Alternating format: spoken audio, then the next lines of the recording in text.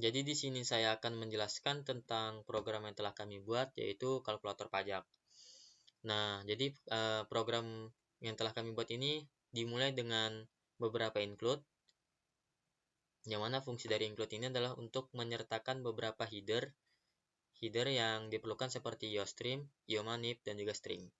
Nah, untuk using namespace std ini sendiri, itu fungsinya adalah untuk menghindari adanya penulisan std kembali pada setiap awal objek atau fungsi yang ingin kita tulis. Lalu lanjut ke dalam fungsi hitung pajak. Nah, fungsi ini itu digunakan untuk melakukan perhitungan pajak berdasarkan dari pendapatan yang sudah kita berikan. Nah, pendapatan ini dapat kita input pada variabel pendapat pada program ini. Lalu untuk fungsi pajak hitung pajak ini itu menggunakan serangkaian if else, yang mana fungsi dari if else ini adalah untuk menentukan tarif pajak yang harus dibayar berdasarkan dari pajak yang sudah ditentukan. Nah, baru nanti hasil dari perhitungan pajak ini akan disimpan pada variabel pajak dan kemudian akan dikembalikan kembali pada fungsi hasil atau hasil fungsi. Untuk penjelasan berikutnya akan dijelaskan oleh teman saya. Baik, Assalamualaikum warahmatullahi wabarakatuh. Nama saya Ahmad Nazar Syamputra Pratama dengan NIM 220517618. Jadi saya akan melanjutkan penjelasan dari penjelasan sebelumnya dari teman saya. Baik, jadi saya akan menjelaskan di bagian loginnya, yang bagian sini sampai dengan sini. Baik, jadi pertama ada bawa login. Nah, yang pertama ini adalah deklarasi dari sebuah fungsi yang mengembalikan tipe data bool. Fungsi ini juga digunakan untuk memeriksa login pengguna. Lalu yang kedua ada string username. Ini deklarasi variabel yang merupakan string dan diinisialisasi dengan nilai admin yang menjadi username-nya. Passwordnya juga sama, string password 12345. Jadi itu yang bagian 12345 itu diharapkan untuk bisa menjadi passwordnya. Lalu ada string input username dan input password. Ini deklarasi dua variabel string, yaitu input username dan input password. Variabel ini juga akan digunakan untuk menyimpan input yang diberikan oleh pengguna saat mencoba login. Lalu ada cout. Cout, mohon login terlebih dahulu untuk menggunakan kalkulator pajak. Nah, ini tuh perintah untuk mencetak pesan pelayar yang meminta pengguna untuk melakukan login sebelum menggunakan kalkulator pajak. Jadi yang ke print nanti itu adalah mohon login terlebih dahulu, yang bagian ini. Lalu ada cout username, ini perintah untuk mencetak pesan kliennya yang meminta penggunanya untuk memasukkan username-nya. Lalu ada input username ini untuk memasukkan username. Cout password ini sama kayak cout username, dia meminta untuk memasukkan password yang ada. Jadi username-nya nanti itu ada admin, passwordnya 12345. Oke, lalu ada return return input username sama dengan username dan input password sama dengan password.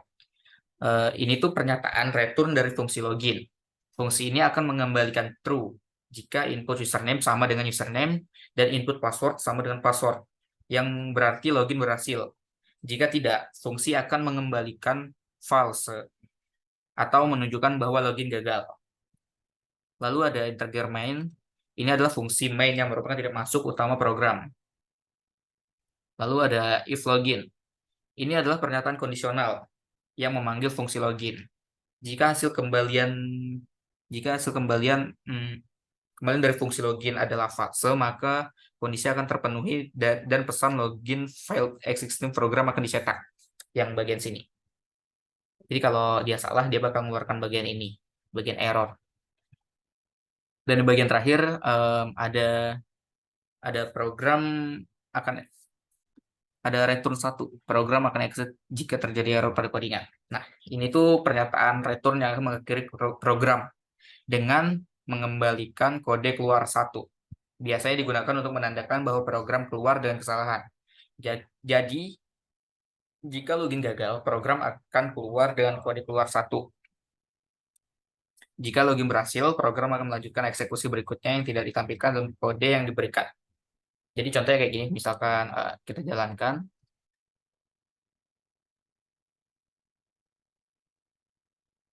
Nah, di sini dia minta untuk masukkan login terlebih dahulu. Jadi username-nya tadi admin,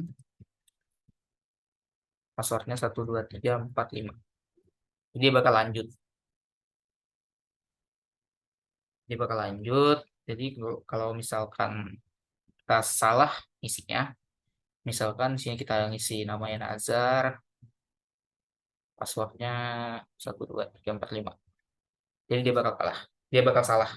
Terus programnya bakal berhenti di situ.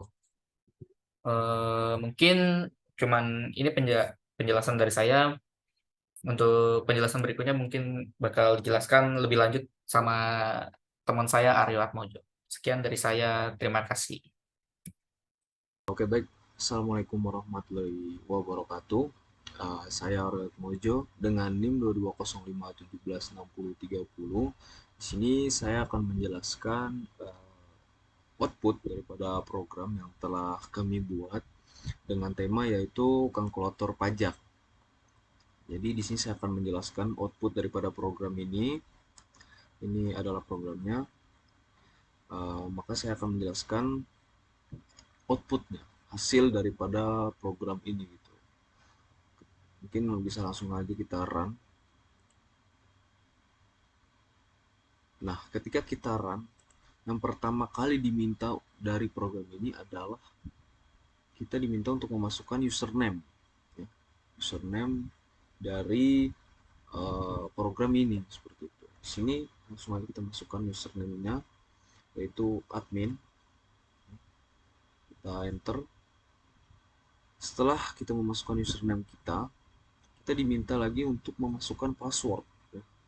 Mungkin langsung aja kita masukkan password. Itu 12345. Kita enter.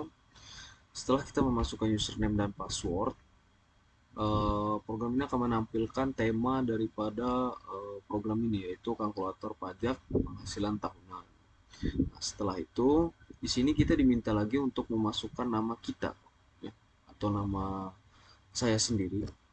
Di sini saya langsung masukkan nama saya, yaitu Aryo. Kita enter. Nah, inti daripada program ini adalah ini. Kita diminta untuk memasukkan pendapatan tahunan kita. Ya. Jadi dari penjelasan sebelumnya yang mengatakan bahwa banyak sekali rumus dan kita bisa menggunakan itu di sini. Jadi mungkin kita langsung saja. Ketika kita memasukkan pendapatan kita itu 10.000 ya. Sebagai contoh saja itu 10.000, kita enter. Program akan menampilkan yaitu hasil perhitungan daripada rumus yang telah dibuat dari program ini. Itu yang mengatakan bahwa pendapatan tahunan kita itu 10.000 dan pajak yang harus dibayar itu 0. Kenapa demikian? Karena emang kita udah membuatnya, kita udah menyeting program ini seperti itu. Jadi ketika pendapatan kita itu 10.000 dan di bawahnya, kita itu tidak perlu membayar pajak. Kecuali 10.000 ke atasnya. Itu baru ada pajak yang dikenakan untuk program ini seperti itu. Lalu di sini ada pemberitahuan Anda tidak perlu membayar pajak ya, seperti yang saya jelaskan tadi. Terima kasih Aryo atas kontribusinya. Anda dalam atas kontribusi Anda dalam pembangunan infrastruktur negara. Itu ya. Jadi pajak ini memang digunakan dalam program ini, pajak ini digunakan untuk pembangunan infrastruktur negara seperti itu. Lalu kita di sini diminta lagi, apakah Anda ingin menghitung pajak lagi?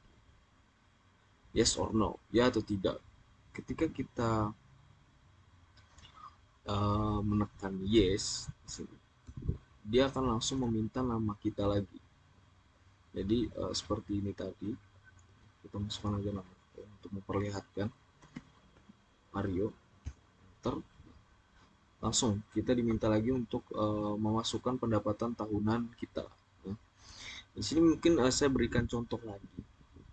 Ketika pendapatan saya itu adalah 50.000, 50.000 kita enter.